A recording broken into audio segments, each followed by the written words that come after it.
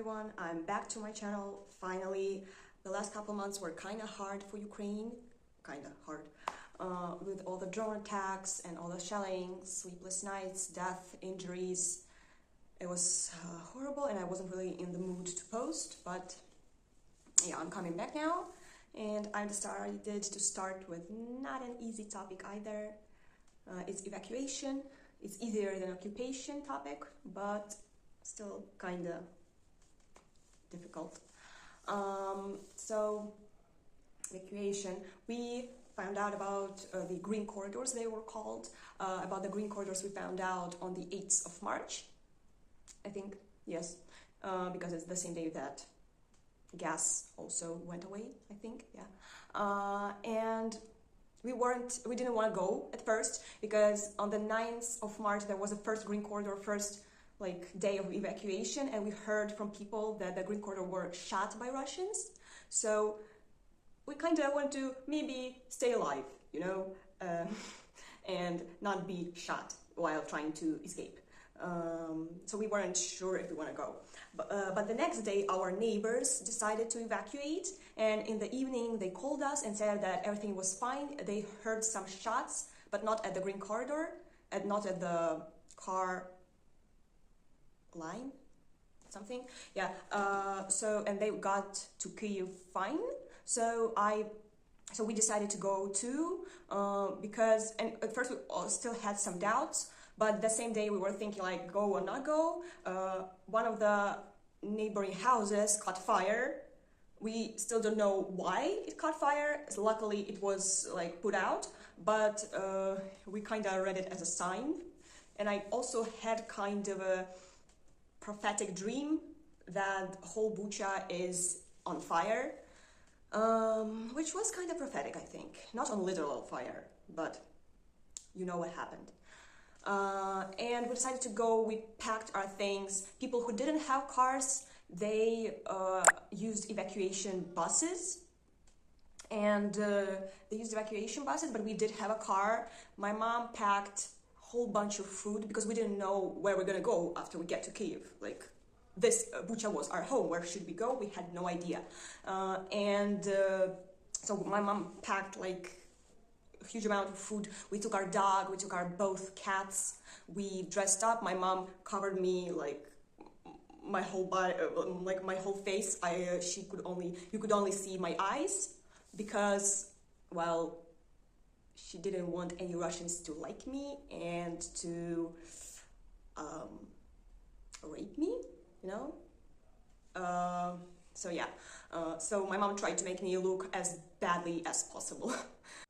And our parents gave us all the phone numbers of our close relatives in case my parents were shot. And also my dad taught us what to do in case Russians started shooting the car, and I was fully prepared to take care of my younger brother, and I even started thinking what to do in this case. If my parents died, I'm OMG, I'd have to drop out of university, I'd have to get a real job, I'd have to I'd probably sell the house and maybe get rent an apartment or something, and then I'd have to put my brother through college, and do I have to pay out our loan for the house and blah blah. I was thinking all that. At the time I didn't know if we were gonna return at all to Bucha, and I remember the first spring flowers were in bloom, and I looked at them and I thought that those were my mom's favorite flowers, and I thought that she'll never gonna see them bloom in our yard again. Luckily she did. So while we were still passing the Bucha and Irpin part of the road, there were lots of cars lying on the ground, either blown up or shot through, and lots of those cars had riding children on them. They were baby strollers, also either shot through or just broken, lying somewhere on the side of the road. Yeah, so that was horrifying to watch. Usually the road from Bucha to Kyiv, which takes 30 minutes at most by car or by bus. We took the other route, and we spent almost whole day. I think we left at 10 a.m. and we reached Kiev. It was almost 11 p.m. I think, yes. The road itself, yeah, sometimes it was scary because we heard like shots and stuff, but we didn't see anything and nobody shot at us. So we safely, thank God, reached Kyiv, and there we spent 2 days at my mom's co-worker's apartment. She said that like you can stay however much you like, you can live here, but we thought that it's an apartment. She lives there with her husband, and we're like 4 people with a dog and 2 cats, and not a little dog, it's like a big dog.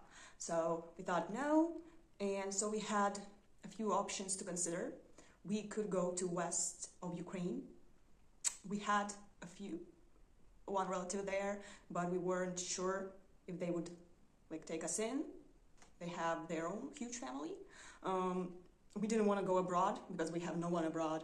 We don't know anyone there, like where we would go, nowhere. We just didn't, me and my brother didn't want to leave country in general, like just out of principle. And then the other option we had was to go to our relatives on the left bank of Ukraine, which a lot of people, when I tell them now about, consider suicide because it's the left bank regions of Ukraine that are occupied right now. But it was still Kyiv region, just left bank, even though at that time there were towns on the left bank still occupied at that time. But our relatives said that their town is safe and it shouldn't be on the way of Russians, like to Kyiv. They have no use of it. And there was an apartment that my cousin rented out, and she wasn't living there yet, so she said that she could give it to us. It was a town of Yahotin, and we spent 2 or 3 months there until Bucha was liberated. And then my parents went to Bucha on weekends to clear up our house after Russians. How we rebuilt our house is a story for a different time because it's a whole other topic. I hope you found this video informative.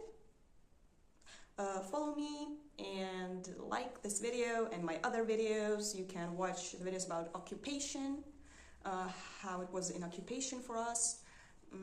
Yeah, so that's it. Bye.